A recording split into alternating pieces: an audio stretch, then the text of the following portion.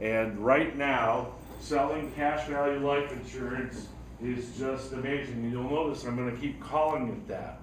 Now, you're gonna come up to me afterwards and you're gonna say, well, what's the best? Variable life, index universal life, whole life? The answer is yes. Whatever way you can figure out how to use it to help people have success, that makes it the best. Now, please, some of you have seen it, but I have to lay the groundwork for this. There are some people in here who have never seen me before, so you need to understand. I've been an insurance agent. January 23rd is the beginning of my 49th year as an insurance agent. I started when I was 7. I was the worst agent in America for the first 16 years I was in the business. In fact, I was such a lousy insurance agent, I'm probably the reason there's now compliance in our industry. I'm the reason. I was bad. I was ugly. I was a cancer in my agency.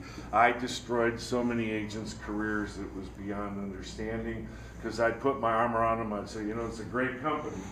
They don't issue anything, but they're really good, you know. Commissions are awesome. You're never going to see them.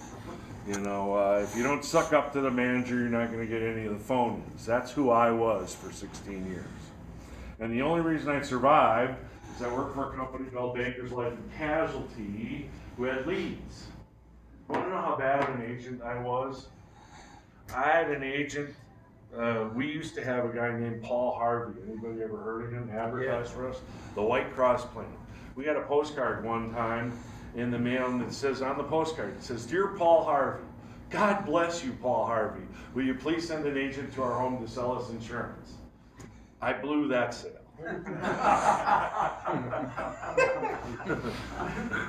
No. You really have to understand. I remember those times. They haven't gone away from me.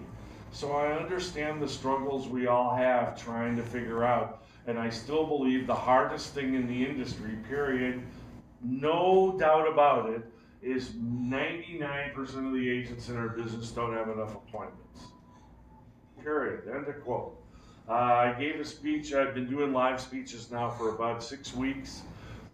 And I gave a speech to a guy in, I believe it was New Jersey, and he comes up afterwards at the end and he goes, "Van," he says, "I'm telling you, when I get in front of somebody, I sell them." And I go, "Man, that's fantastic." I said, "How many times a week does that happen?" And he says, "Easily 3-4 times a week." And I said to him back, I said, "What if somebody cancels?" He said, "Yeah, that's a problem. There's sometimes I go 2 and 3 weeks without even making a presentation." I said, "Can I ask you something? If we could show you how to have 8 to 10 appointments every week for the rest of your career, would that change your career?" And he started to cry. He said, "Oh my God, it would change everything. It would take all the pressure off." That's what I'm here to make sure that you know today. I run 30 to 50 appointments a week. I did it during the pandemic in person. I carried a bag of 50 masks in my car. I'd go to the door. The customer, I'd say, "If you want me to wear all 50, I'll wear all 50. I'll sit on the opposite side of the room, but we need to have this conversation. Is that okay?" And or we would sit outside on the picnic bench or wherever, but I found a way to get in front of my people.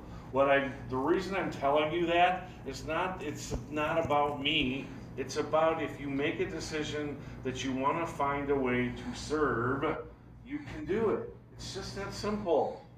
We're in the greatest service industry that has ever been thought of in the mind of a human being. And we are servants at this particular time, at the best definition of the word servant. The American people are going to be let down by the establishments they depend on. Wall Street, the banks, government, the Federal Reserve.